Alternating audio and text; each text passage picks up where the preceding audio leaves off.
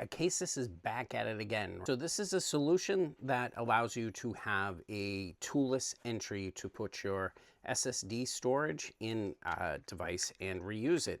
This here offers probably one of the most fastest SSD enclosures here for transferring files and read and write speeds. Now, I tested this for about a week and I used a specific drive. It is the FireCuda 530.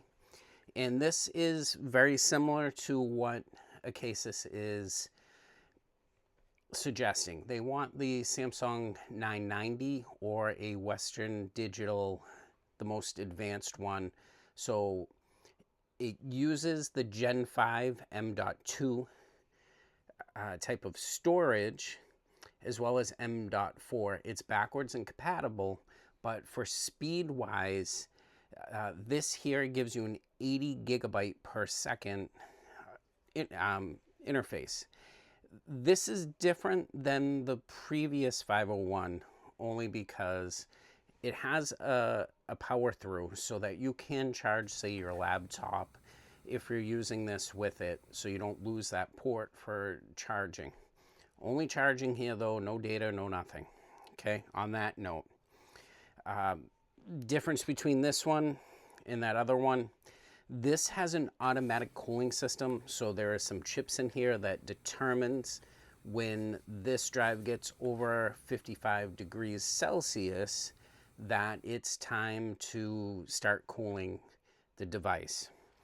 What comes in this lovely box here is going to be 2 thermal pads,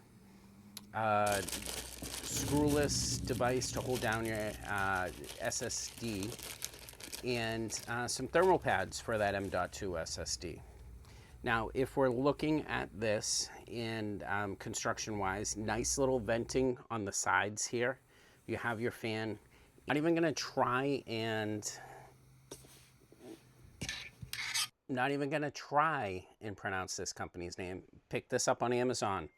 It is a $20 power bank. It gives us 45 watts per power, but I've tested this. I kind of used my little Gifos hub, which gives me 7.5 gigabytes per second, as well as 7.5 wattage for charging, okay? And I found that even just that low amount of power consistently let this read and write using my iPhone. Okay, so you probably need like a little power bank that you can hold up and you can record. Doing that, I can consistently record and not have any problems. There's no thermal throttling on this. If you are planning on thinking about using this in your workflow, if you use an iPhone 17 Pro Max and you're recording in ProRes. This is just a quick test of that over 50 gigabyte file transfer as I'm transferring this through my M4 MacBook Pro. Here's the file. We're just going to transfer this right onto the laptop, and honestly about like 10 to 15 seconds of transfer speed, which this is really extremely fast using that Thunderbolt 5 port, as well as the close to 6,000 megabytes per second transfer write speed. So it's something that this can definitely do, and it's fast. Now, using that 50 gigabyte test, I found that within under a minute, I was able to read and write those files back and forth, at least to my MacBook Pro, as well as the Mac Mini M4. And again, the MacBook Pro is an M4 as well, all right? It's an M4 Max. This is just a quick read-write speed using 1 gigabyte transfer files just to show you how fast this drive's going. And we're averaging about 5,500 megabytes per second, even though you see in this test, it definitely is going well over that 5,500 megabytes per second. So again, very fast transfer speeds here. Personally, for what you pay, and if you're looking for a solution where you can reuse storage and maybe swap out storage that you need and you want to hold this chip here and add more as your timing, I think this is a better option. It's something that it's going to allow you to use numerous amounts of M.2 storage if you need it. I kind of ripped this out of a laptop that I wasn't using. I'm going to be realistic here though. We need to understand that M.2 storage at this moment is very expensive, but it's more of a future-proofing thing. So, hey, buy this now. Maybe you get a little slower M.2 drive for now and you're able to future-proof this.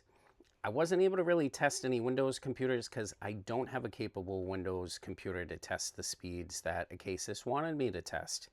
And saying this now, ACASIS did send this out free of charge. Okay, I did not purchase this with my own money. They have no say in what I've said in this video, but they did want me to come out and give my personal opinion towards it.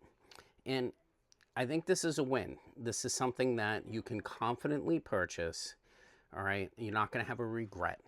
Okay, now that I said that, guys, if you like these type of tech talks that kind of help you determine if something's worth buying it, don't forget to subscribe to Consumer Compute and share it out. Don't forget, clarity beats regret, and having no regret equals confidence. That's what this channel's about. If you again, if you think you want to buy this, if you use my affiliate link, it does help this channel out. Don't forget to subscribe and click the thumbs up and share this video out. YouTube thinks that you might like these two videos right here. And here is my most recent video right there.